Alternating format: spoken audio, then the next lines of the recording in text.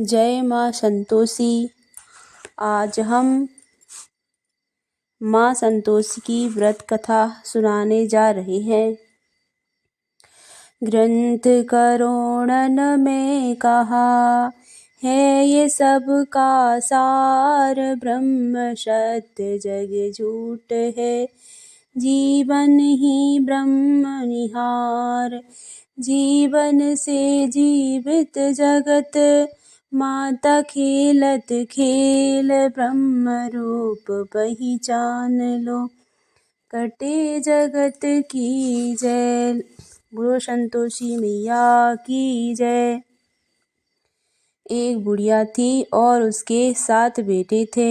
6 कमाने वाले थे, एक निकम्मा था। बुढ़िया माँ 6 पुत्रों को रसोई बनाती, भोजन कराती और पीछे से जो कुछ बचता उसे 7वें को दे देती थी। परंतु 7वां पुत्र बड़ा भोला भाला था, मन विचार ना करता। एक दिन वह अपनी पत्नी से बोला, देख मेरी माता का मुझ पर कितना प्रेम है। वह बोली, क्यों नहीं, सबका बचा हुआ झूठा तुमको खिलाती हैं। वह बोला, ऐसा नहीं हो सकता, जब तक मैं आँखों से ना देखूं मान नहीं सकता। बहू ने हंसकर कहा, देख लोगे तब तो मानोगे। कुछ दिन बाद एक बड़ा त्योहार आया। घर में 7 प्रकार के भोजन और चूरमे के लड्डू बने। वह परीक्षा लेने के लिए सिर दर्द का बहाना कर पतला कपड़ा सिर पर ओढ़कर रसोई घर में सो गया और कपड़े में से सब देखता रहा। 6 भाई भोजन करने आए। उसने देखा कि माँ ने उनके लिए सुंदर सुंदर आसन बिछाई, 7 प्रकार की रसोई परोसी। वह अगर करके जिमाती रही। वह देखता रहा। 6 भाई जब भोजन कर उठे तब माँ ने उनकी झूठी थालियों में से लड्डुओं के टुकड़ों को उठाया और एक लड्डू बनाया। झूठन साफ कर बुढ़िया माँ ने पुकारा, उठ बेटा, 6 भाई भोजन कर गए हैं, अब तू ही बाकी है, उठ भोजन कर ले। उसने कहा, माँ मुझे भोजन नहीं करना, मैं परदेश जा रहा हूँ। माता ने कहा, कल जाना हो तो आज ही जा। वह बोला, हाँ हाँ आज ही जा रहा हूँ। यह कह कर वह घर से निकल गया। चलते समय बहू की याद आई। वह गौशाला में कंडे थाप रही थी। जाकर बोला, हम जाबे परदेस को, आवेंगे कुछ काल, तुम रहियो संतोष से, धर्म अपनो पाल। दो निशानी आपनी, देख धरूं मैं धीर, शुद्धि हमारी मत विसारियो, रखियो मन गंभीर। वह बोला, मेरे पास तो कुछ नहीं है, अंगूठी है सो ले लो और अपनी कुछ निशानी मुझे दे दो।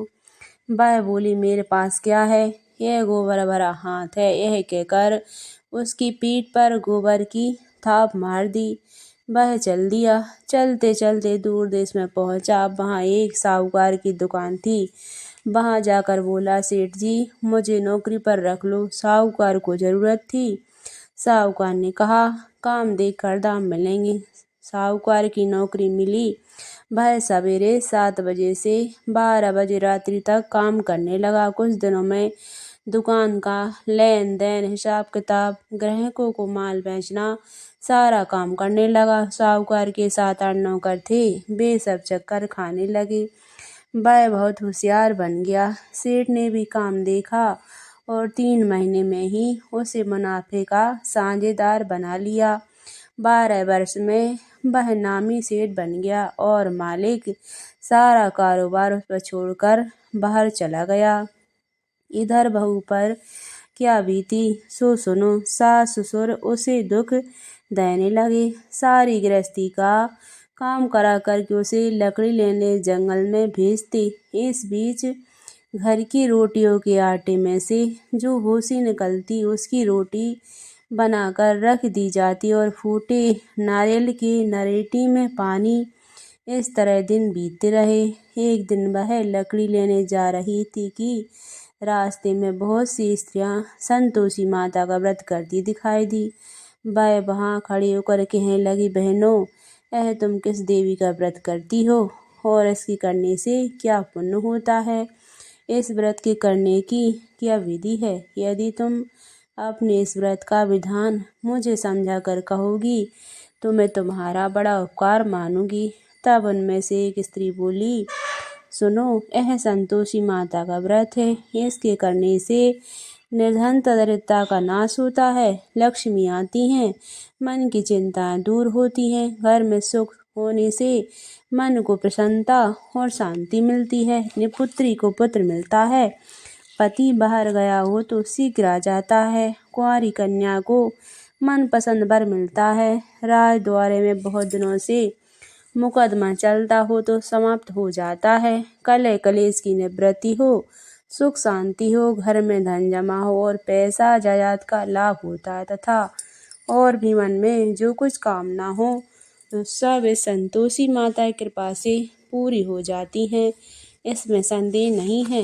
वह पूछने लगी, यह व्रत कैसे किया जाए, यह भी बताओ तो आपकी बड़ी कृपा होगी। स्त्री कहने लगी, 5.25 रुपये का गुड़ चना लेना, इच्छा हो तो 5.25 रुपये का लेना या 10.25 रुपये का भी सहूलियत के अनुसार लेना, बिना परेशानी, श्रद्धा और प्रेम से जितना भी बन सके सब आया लेना। 5.25 रुपये से 10.25 रुपये तथा इससे भी ज़्यादा शक्ति और भक्ति के अनुसार गुड़ और चना ले। हर शुक्रवार को निराहार रह कथा कहना सुनना, इसके बीच क्रम टूटे नहीं, लगातार नियम का पालन करना, सुनने वाला कोई न मिले तो घी का दीपक जलाकर उसके आगे जल के पात्र को रख कथा कहना, नियम न टूटे जब तक कार्य सिद्ध न हो, नियम पालन करना, कार्य सिद्ध हो जाने पर व्रत का अध्यापन करना। 3 मास में माता पूरा फल प्रदान करती है। यदि किसी के खोटे ग्रह हो तो भी माता 1 वर्ष में अवश्य कार्य सिद्ध करती हैं।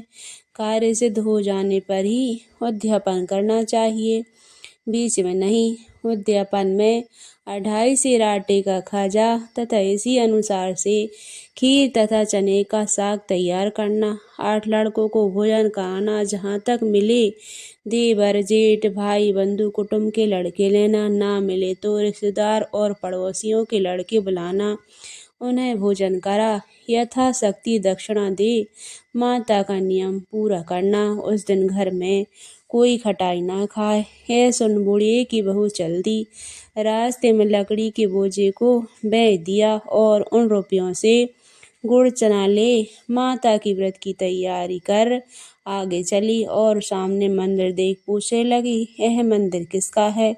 सब कहने लगे, यह संतोषी माता का मंदिर है। सुन माता के नियम कुछ नहीं जानती, मैं बहुत दुखी हूँ। हे माता, हे जगजननी, मेरा दुख दूर कर, मैं तेरी शरण में हूँ। माता को दया आई। एक शुक्रवार बीता कि दूसरे शुक्रवार को ही उसके पति का पत्र आया और तीसरे को उसका भेजा हुआ पैसा पहुँचा। यह देखकर जिठानियाँ मुँह सिकोड़ने लगी, इतने दिनों बाद इतना पैसा आया है, इसमें क्या बढ़ावा है? लड़के ताने देने लगे कि काकी के पास अब पत्र आने लगे, रुपया आने लगा, अब तो काकी की खातिर बढ़ेगी, अब तो काकी बुलाने से भी नहीं बोलेगी। बेचारी सरलता से कहती है, भैया पत्र आवे, रुपया आवे, हम सब के लिए अच्छा है। ऐसा कहकर आंखों में आंसू भरकर संतोषी माता के मंदिर में मातेश्वरी के चरणों में गिरकर रोने लगी। माँ, मैंने तुमसे पैसा नहीं मांगा, मुझे पैसे से क्या काम है, मुझे तो अपने स्वाग से काम है, मैं तो अपने स्वामी के दर्शन और सेवा मांगती हूँ। तब माता ने प्रसन्न होकर कहा, जा बेटी, तेरा स्वामी आएगा। यह सुन खुशी से बावली हो घर जाकर काम करने लगी। अब संतोषी माँ विचार करने लगी, इस भोली पुत्री से मैंने कह तो दिया कि तेरा पति आएगा, पर आएगा कहाँ से? वह तो सपने में भी इसकी याद नहीं करता, उसे याद दिलाने मुझे जाना पड़ेगा। इस तरह माता उस बुढ़िए के बेटे के पास जा सपने में प्रकट होकर कहने लगी, साहूकार के बेटे सोता है या जागता है? वह कहता है, माता सोता भी नहीं हूँ, जागता भी नहीं हूँ, बीच में हूँ, कहिए क्या आज्ञा है। माँ कहने लगी, तेरा घर बार है या नहीं। माँ बोली, पुत्र तेरी घरवाली बहुत कष्ट उठा रही है। वह बोला, हाँ माता, यह तो मुझे मालूम है, परंतु जाऊँ कैसे।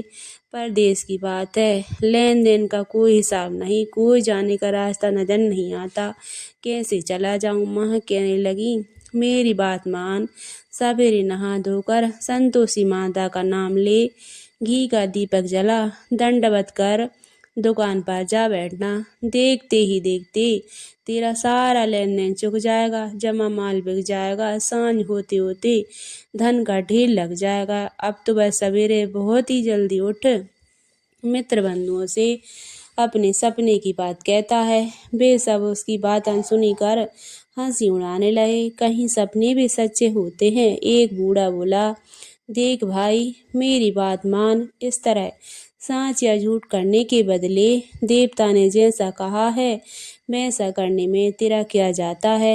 अब बूढ़े की बात मानकर नहा धोकर संतोषी माता को दंडवत कर घी का दीपक जला दुकान पर जा बैठा। थोड़ी देर में क्या देखता है कि देने वाले रुपया लाए, लेने वाले हिसाब लाए। कोठों में भरे सामानों के खरीदार नगद दाम में सौदा करने लगे। शाम तक धन का ढेर लग गया। मन में माता का नाम ले प्रसन्न हो घर ले जाने के वास्ते गहने कपड़े सामान खरीदने लगा। यहाँ के काम से निपट घर को रवाना हुआ। इधर उसकी बहू बेचारी जंगल में लकड़ी जो लेने जाती है, लौटते वक्त माता जी के मंदिर पर विश्राम करती है। वह तो उसका रोज रुकने का स्थान ठहरा। दूर से धूल उड़ती देख वह माता से पूछती है, हे माता, यह धूल कैसी उड़ रही है। माँ कहती हैं, हे पुत्री, तेरा पति आ रहा, अब तू ऐसा कर, लकड़ियों के 3 बोझे बना ला, एक नदी के किनारे रख, दूसरा मंदिर पर और तीसरा सिर पर रख। तेरे पति को लकड़ी का गट्ठा देखकर मुँह पैदा होगा, वह यहाँ रुकेगा, नाश्ता पानी बना खाकर माँ से मिलने जाएगा। तू लकड़ी का बोझा उठाकर जाना और बीच चौक में गट्ठा डालकर 3 आवाजें जोर से लगाना। लो सासू जी, लकड़ियों का गट्ठा लो, भूसे की रोटी दो, नारियल के खोपड़े में पानी दो, आज कौन सा मेहमान आया है। माँ की बात सुनकर वह बोली, बहुत अच्छा माताजी कहकर प्रसन्न मन हो लकड़ियों के 3 गट्टे ले आई। एक नदी के तट पर, एक माता के मंदिर पर रखा। इतने में वह मुसाफिर आ पहुंचा। सूखी लकड़ी देख उसकी इच्छा हुई कि अब यहाँ निवास करें और भोजन बना खा पी कर गाँव को चले। इस प्रकार भोजन बना विश्राम ले वह गाँव को गया। उसी समय बहू सिर पर लकड़ी का गट्ठा लिए आती है। उसे आंगन में डालकर जोर से 3 आवाजें देती है, लो सासू जी, लकड़ी का गट्ठा लो, भूसे की रोटी दो, नारियल के खोपड़े में पानी दो, आज कौन सा मेहमान आया है।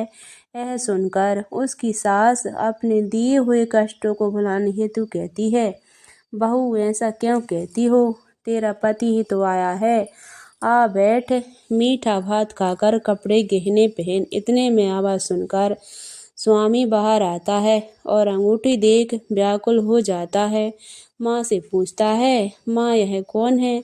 माँ कहती है, बेटा ये तेरी बहू है, आज 12 वर्ष हो गए हैं जब से तू गया है, तब से सारे गांव में जानवर की तरह भटकती फिरती है, काम काज घर का कुछ करती नहीं, 4 समय कर खा जाती है। अब तुझे देख भूसे की रोटी और नारियल के खोपड़े में पानी मांग रही है। वह लज्जित हो बोला, ठीक है माँ, मैंने इसे भी देखा है और तुम्हें भी, अब मुझे दूसरी घर की चाबी दो, उसमें रहूँगा। ठीक है बेटा, जैसी तेरी मर्जी। यह कहकर माँ ने चाबी का गुच्छा पटक दिया। उसमें से चाबी का गुच्छा लेकर दूसरे कमरे को खोलकर सारा सामान जमा। एक दिन में ही महाराजा के महल जैसा ठाट बाट बन गया। अब क्या था, बहू सुख भोगने लगी। तत्पश्चात अगला शुक्रवार आया। उसने अपने से पति से कहा, मुझे माता का उद्यापन करना है। उसका पति बोला, बहुत अच्छा, खुशी से कर लो। तुरंत ही उद्यापन की तैयारी करने लगी। जेठ के लड़कों को भोजन के लिए कहने गई। उसने मंजूर किया, परंतु पीछे से जेठानी अपने बच्चों को सिखलाती है, देखो रे, भोजन के समय सब लोग खटाई मांगना, जिससे इसका अध्यापन पूरा ना हो। लड़के जीमने आए, खीर भेंट बरकाई, परंतु बात याद आते ही कहने लगे, हमें कुछ खटाई खाने को दो, खीर खाना हमें भाती नहीं, देख कर आरुचि होती है। लड़के उठ खड़े हुए, बोले, पैसा लाओ। भोली बहू कुछ नहीं जानती थी, सो उन्हें पैसे दे दिए। लड़के उसी समय उठ करके इमली खाने लगे। यह देखकर बहू पर माता जी ने कोप किया। राजा के दूत उसके पति को पकड़ कर ले गए। जेठ जेठानी मनमाने खोटे वचन कहने लगे, लूट लूट कर धन इकट्ठा कर लाया। राजा के दूत पकड़ कर ले गए। अब सब मालूम हो जाएगा जब जेल की रोटी खाएगा। बहू से यह वचन सहन नहीं हुए। वह रोती रोती माता के मंदिर में गई और कहने लगी, माता तुमने यह क्या किया? हंसा कर क्यों रुलाने लगी? माता बोली, पुत्री तूने उद्यापन करके मेरा व्रत भंग किया है, इतनी जल्दी सब बातें भुला दी। वह कहने लगी, माता भूली तो नहीं हूँ, ना कुछ अपराध किया है, मुझे तो लड़कों ने भूल में डाल दिया, मैंने भूले से उन्हें पैसे दे दिए, मुझे क्षमा करो। माँ बोली, अब भूल मत करना। वह बोली, अब भूल ना होगी, अब बताओ वह कैसे आवेंगे? माँ बोली, पुत्री जा, तेरा पति तुझे रास्ते में ही आता मिलेगा। वह निकली, रास्ते में पति आता मिला। उसने पूछा, तुम कहाँ गए थे? वह कहने लगा, इतना धन जो कमाया है उसका टैक्स राजा ने मांगा था, वह भरने गया था। वह प्रसन्न हो बोली, भला हुआ, अब घर को चलो। कुछ दिन बाद फिर शुक्रवार आया। वह बोली, मुझे माता का उद्यापन करना है। पति ने कहा, करो। वह फिर जेठ के लड़कों से भोजन को कहने लगी। जेठानी ने एक दो बातें सुनाई और लड़कों को सिखा दिया कि तुम लोग पहले ही खटाई मांगना। लड़का खाना खाने से पहले ही कहने लगे, हमें खीर खाना नहीं भाती, जी बिगड़ता है, कुछ खटाई खाने को दो। बहू बोली, खटाई खाने को नहीं मिलेगी, खाना है तो खाओ। यह कहकर ब्राह्मण के लड़के बुलाकर भोजन कराने लगे। यथाशक्ति दक्षिणा की जगह एक एक फल उन्हें दिया। इससे संतोषी माता प्रसन्न हो गई। माता की कृपा से 9वें मास में चंद्रमा के समान पुत्र प्राप्त हुआ। पुत्र को लेकर प्रतिदिन माता जी के मंदिर को जाने लगी। माँ ने सोचा कि रोज आती है, आज क्यों ना मैं ही इसके घर चलूं, इसका वो सारा देखूं तो सही। यह विचार कर माता ने भयानक रूप बनाया। गुड़ और चने से सना मुख, ऊपर सूढ़ के समान होठ, उन पर मक्खियां भिनभिना रही हैं। देरी में पैर रखते ही उसकी सास चिल्लाई, देखो रे, कोई चुड़ैल डाकनी चली आ रही है, लड़कों इसे भगाओ, नहीं तो किसी को खा जाएगी। लड़के डरने लगे, चिल्लाकर खिड़की बंद करने लगे। बहू रोशनदान से देख रही थी, प्रसन्नता से पगली होकर चिल्लाने लगी, आज मेरी माता मेरे घर आई है। यह कहकर बच्चे को दूध पिलाने से हटाती है। इतने में सास का क्रोध फूट पड़ा। मेरी बहू इसको देखकर कैसी उतावली हुई जो बच्चे को पटक दिया। इतने में माँ के प्रताप से जहाँ देखा वहाँ लड़के ही लड़के नजर आने लगे। बहू बोली, माँ जी, मैं जिनका व्रत करती हूँ यह वही संतोषी माता है। इतना कह झट से सारे घर के किवाड़ खोल दिए। सब ने माता के चरण पकड़ लिए और विनती कर कहने लगे, हे माता, हम मूर्ख हैं, अज्ञानी हैं, पापी हैं, तुम्हारे व्रत की विधि हम नहीं जानते। तुम्हारा व्रत भंग करके हमने बहुत बड़ा अपराध किया है। हे माता, आप हमारा अपराध क्षमा करो। इस प्रकार माता प्रसन्न हुई। हे माता, बहू को जैसा फल दिया वैसा सबको देना। जो यह कथा कहे या सुने उसका मनोरथ पूर्ण हो। बोलो संतोषी मैया की जय। राधे राधे मित्रों, अगर आपको वीडियो पसंद आई हो तो लाइक करें, शेयर करें एवं कमेंट में संतोषी माता अवश्य लिखें। जय माँ संतोषी।